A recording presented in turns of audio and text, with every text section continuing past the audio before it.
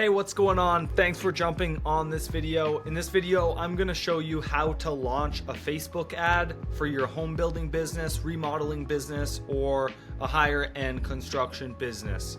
Not small end jobs. We just want to build houses and we want to do jobs from 50 grand to $1 million.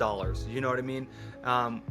Not low end jobs, and let me explain to you exactly how we get that done. So first thing I'm going to show you is exactly how to launch a Facebook ad. I'm just going to do it under my Facebook ads account for home builder marketers.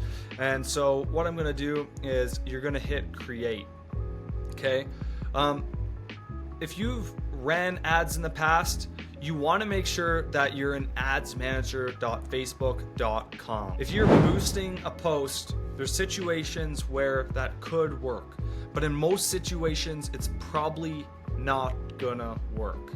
And the reason why is because you're not really being creative with it. You're just boosting a post that you already have. There's not a very good lead form on there. And at the end of the day, if you're going to spend money on the platform to try to convert your next project, you got to make sure that you have an end objective in mind. So, and that's getting a lead, a name, phone number, email, right? And then you also want them to fill out some questions so that when they do fill out the form that you can understand if they're qualified or not. Because if they're not qualified, it's literally not worth, you can still phone them to service them, but it's not worth wasting your time with people who don't have the same objective that you're going for. You want to nail down exactly who you want as a customer. Okay, but let's break this down nice and simple. You go to create, and if you want leads, you're going to hit on leads. Okay, so you're going to hit continue, and then it says tailored leads campaign, streamlined, tailored, and it's good for best practices. I honestly wouldn't recommend doing that, and the biggest reason why is because Facebook is a business. And if you say to Facebook, hey, I'm going to give you $3,000 a month, give me results from that. Well, they don't care about your business as much as you. So you got to make sure that you're targeting exactly who you want. And we're going to go new leads test. Okay. And then you're going to go in here. But so when you're launching an ad, you have your campaign level, you have your ad set level, and then you have all the ads that can be underneath each ad set underneath a campaign, right? So that's the hierarchy. Campaign, ad set, ad. And so in the campaign, you can see it's pretty simple. You can name the campaign. Here, I'm gonna name it test.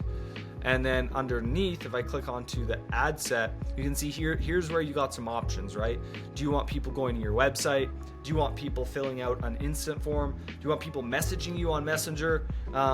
Totally depends on the business, but what we found within home building is that you either want to do instant forms, or you want to do an instant form and send them to your website, or an instant form that goes to a booking page, or you just send the traffic directly to a landing page that makes sense for your business. If that's true, you should have a great amount of success. Instant forms, we've found over time is probably the lowest cost per lead and the easiest, least amount of friction somebody would go through filling out your form, because Facebook auto fills the data. And so that makes it really easy for people to fill it out, because it's like click on the ad, boom, all the information's automatically filled out, and then they hit submit. So super easy. When you're sending people to your website, if you have a dialed in landing page, it's straightforward. You can get really good results there. Typically less traffic or less leads would convert when you're sending them off the platform to go somewhere like your website. But at the end of the day, if somebody hits your landing page and they fill out your landing page form, they will be the most qualified buyers. So that's something to keep in mind.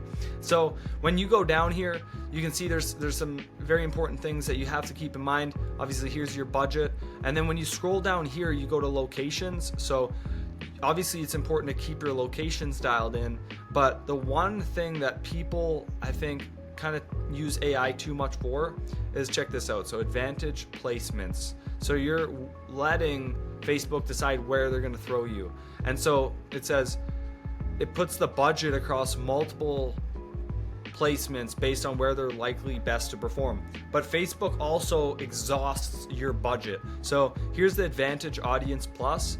I would recommend switching it to the original And this is just because now we can come in here and do, we can search exactly who we're looking to find. So just to give you an example, okay, this is custom audiences. Yeah, okay. So let's just go homeowner. Homeowner.